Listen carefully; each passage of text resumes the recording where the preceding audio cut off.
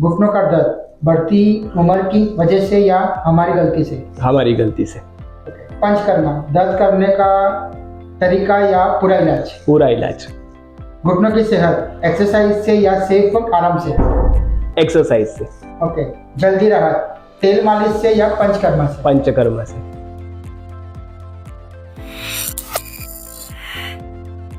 नमस्कार दोस्तों, मैं मेहुल शाह फ्रॉम बातों ही बातों में। Once again, I am in Madhavbaग, Thane with my next doctor, that is Dr. Bipin sir from Thane head office. And hope आपने sir का इंट्रोडक्शन देखा, तो चलिए आज हम सर से बात करेंगे about remedies for causing knee. Bipin जी नमस्कार। नमस्कार। आपका हार्दिक स्वागत है सर हमारे इस शो में। बिपिन जी, नी जब हम ये सब सुनते हैं या कोई भी सुनता है तो थॉट आता है ऑपरेशन, 8 से 10 लाख का खर्चा। सेकेंडली ऐसा भी देखा गया है जो ओल्ड एज लोग हैं या यंग एज वालों को भी आजकल नी का प्रॉब्लम होता है। तो बिपिन जी मला सांगा, क्या ये सही है या एक लोगों की मानसिक सोच है? तो ये बिल्कुल सही नहीं है ऐसा मैं कहूँगा, क्योंकि जैसे आप बता रहे हो कि जिनका वजन ज़्यादा है या फिर जिनकी उम्र ज़्यादा है उनमें ये केसेस ज़्यादा देखने को मिलते हैं। बट आप ऐसा भी देखोगे कि उम्र ज़्यादा है, 70-80 साल है, बट कोई प्रॉब्लम नहीं है, या फिर वजन ज़्यादा है लेकिन घुटने का कोई प्रॉब्लम नहीं है। और आप ऐसे भी केसेस देखोगे कि जिनका वजन बिल्कुल भी नॉर्मल है लेकिन उनको घुटने की परेशानी है, ऐसे भी आप देखोगे केसेस। तो ये बिल्कुल भी सही नहीं है। इसका सही रीज़न क्या है? अगर आपकी लाइफस्टाइल गलत है, अगर आप आपके घुटनों का ख्याल नहीं रख रहे हो, आपके डाइट में प्रॉब्लम है, तो डेफिनेटली आपकी उम्र कोई भी हो, आपका वजन कितना भी हो, आपको प्रॉब्लम होगा। लेकिन अक्सर हम देखते हैं कि ज़्यादातर केस ओल्ड एज में देखने को मिलते हैं और ओबेसिटी के पेशेंट्स में हमें देखने को मिल जाते हैं। अच्छा, लेकिन विपिन जी ये मैंने लाइव देखा है। I have a live example of my mom and like some of my relatives and my friends and family. जब भी किसी को एक सडनली नी पेन होता है तो सबसे पहले लोग क्या करते हैं? उपाय सरसों का तेल लगाएंगे, आयोडेक्स लगाएंगे या फिर मॉनिशन बाम लगाएंगे। अभी आजकल एक ट्रेंड चल रहा है ओमनीजेल का है। तो सर क्या यही एक उपाय है या और भी कुछ हम लोग कदम उठा सकते हैं to get a relief? Yes, तो टेम्पररी के लिए ये सब चीज़ें ठीक है कि आपको दर्द हुआ, आपने थोड़ा तेल लगा लिया, थोड़ा आपने सेक दे दिया उसको, या फिर गर्म पानी से थोड़ा सा सेक दे दिया, तो टेम्पररी रिलीफ आपको इससे मिल जाता है। इसमें कोई गलत बात नहीं है। लेकिन गलत कहा जाते हैं लोग कि ये सालों साल यही काम करते रह जाते हैं कि कभी कुछ लगा लिया, कभी कुछ मेडिकल से गोलियां लेकर खा ली, तो सालों साल यही चीजें चलती रहती है। यहाँ पर प्रॉब्लम है। आपने टेम्पररी रिलीफ कर लिया, उसके बाद आपको डॉक्टर को दिखाना जरूरी है एग्जैक्टली प्रॉब्लम क्या है घुटने का।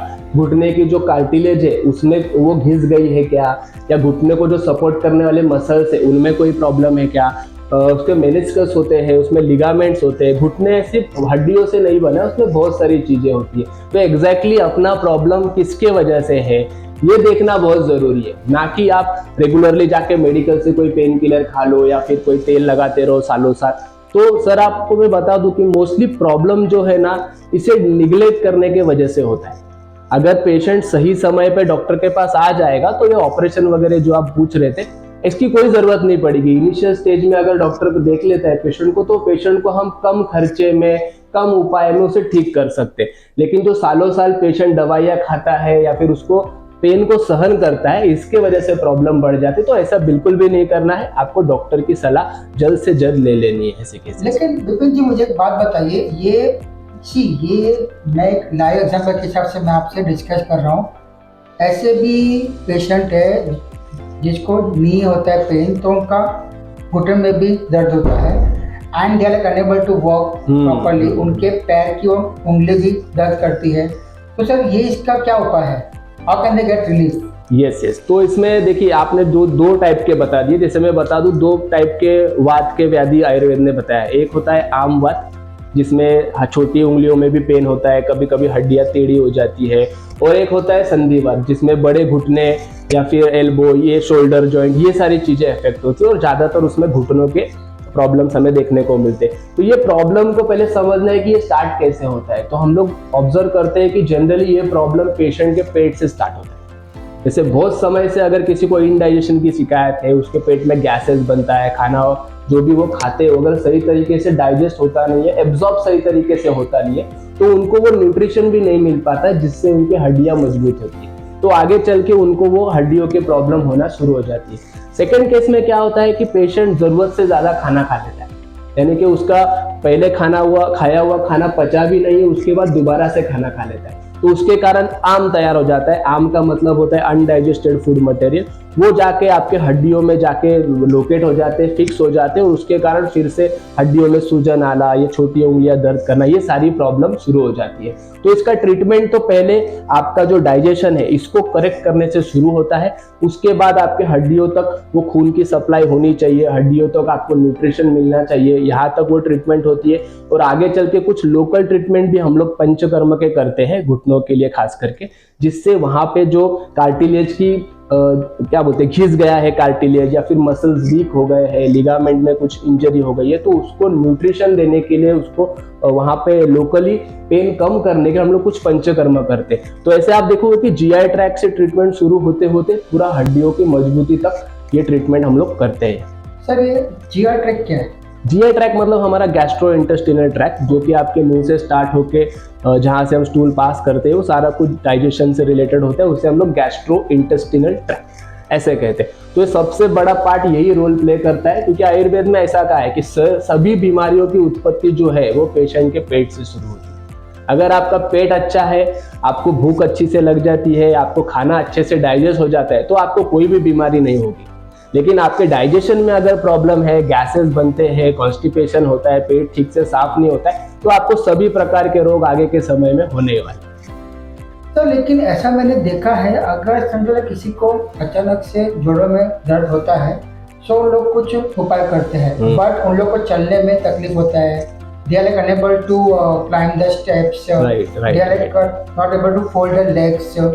तो sir you are from Madhavbaug and you are like expert into panchakarma treatment, तो कैसे ये पेशेंट को एक राहत मिलती है and how we can be disease free through all your terms and conditions? Yes, तो जैसे चल नहीं पा रहे हैं, सीढ़ियाँ चढ़ने में दिक्कतें आ रही है, तो ये थोड़ा सा एक्सट्रीम केसेस हो जाते हैं जिसमें पेशेंट की मोबिलिटी अफेक्ट हो जाती है। बहुत सारे पेशेंट हमारे पास आते हैं, उनको उठा के लाया जाता है, उनके रिश्तेदार उनको उठा के लाते हैं। कुछ पेशेंट को हमें होम विजिट भी करना पड़ता है क्योंकि वो बेड रिडन हो गए दर्द के कारण। तो ये सभी सब एक्सट्रीम केसेस है। तो यहाँ पर पहले तो हमें उनको लोकली उनका पेन कम हो जाए, पेन कम हो जाएगा तो वो थोड़ा चल फिर सकेंगे, क्लिनिक में आ जाएंगे, ट्रीटमेंट ले लेंगे। वो करने के लिए हम लोग पहले उसको ट्रीटमेंट करते हैं। तो उसमें सबसे इम्पोर्टेंट हम लोग जानू बस्ती की ट्रीटमेंट करते हैं। जानू बस्ती में क्या होता है कि आपके घुटनों पर तेल गरम किया हुआ, हल्का गरम किया हुआ तेल को रखा जाता है 20 से 25 मिनट, उसके बाद उसे हल्के हाथों से मसाज किया जाता है। ठीक है, तो ऐसा करने से आपके घुटनों को जो पोषण मिल रहा है, नरिशमेंट मिल रहा है, वो भी तेल के द्वारा मिल जाता है, और दूसरा उस पेशेंट का दर्द भी कम हो जाता है। कुछ केसेस में हमें जब देखते हैं कि बहुत ज़्यादा सूजन है, वहाँ पर पूरा ऐसे लाल लाल सा सूजन दिख रहा है, तो ऐसे केसेस में हम लोग जलों का अवचरण भी करते हैं। जलों का अवचरण मतलब होता है लीच थेरेपी।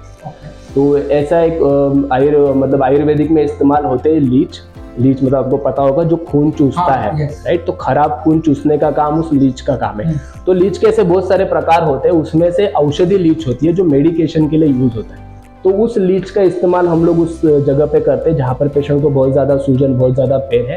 तो ऐसे 2-4 लीच जब हम पैरों पर लगाते हैं तो वो सारा अशुद्ध रक्त वहाँ से खींच लेता है, वहाँ पे जो भी टॉक्सिन जमा है वो सारा कुछ लीच एब्जॉर्ब कर लेता है, जिससे पेशेंट को इमीडिएट पेन में रिलीफ मिल जाता है। ठीक है, तो ये कुछ इंस्टेंट हो गया। कभी कभी हम लोग अग्निकर्म भी करते हैं। अग्निकर्म में क्या होता है, सुवर्ण की या फिर ताम्र धातु से बनी हुई शलाका होती है, उससे गर्म किया जाता है और उससे पेशेंट को 2-3 पॉइंट पे जहाँ पर एक्सट्रीम पेन है वहाँ पर उसे टच किया जाता है।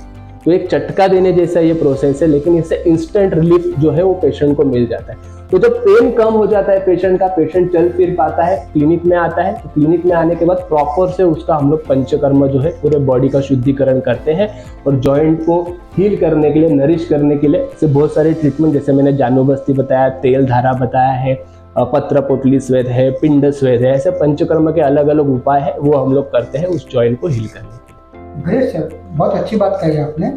अच्छा सर, मेरे को एक क्वेश्चन आया है रिसेंटली इन माय माइंड। जब भी हम एक ऑपरेशन करते हैं तो डॉक्टर से कि आपको एटलीस्ट 1 मंथ का बेड रेस्ट करना पड़ेगा, देन वो फिजियो आते हैं थोड़ा अपना एक्सरसाइज करना। तो क्या यही सेम चीज is getting forward after getting panchakarma treatment? क्या उनको भी आराम करना पड़ता है? नहीं, इतना कोई इसमें प्रिकॉशन नहीं लेना होता है। पंचकर्मा ये ओपीडी बेसिस पे हो जाता है। पेशेंट आता है, ट्रीटमेंट करा के अपने घर जाता है, वो अपने रेगुलर ऑफिस भी जा सकता है, अपने सारे काम वो कर सकता है विथ टेकिंग ट्रीटमेंट। ऐसा बहुत ज़्यादा रेस्ट्रिक्शन इसमें बिल्कुल नहीं है।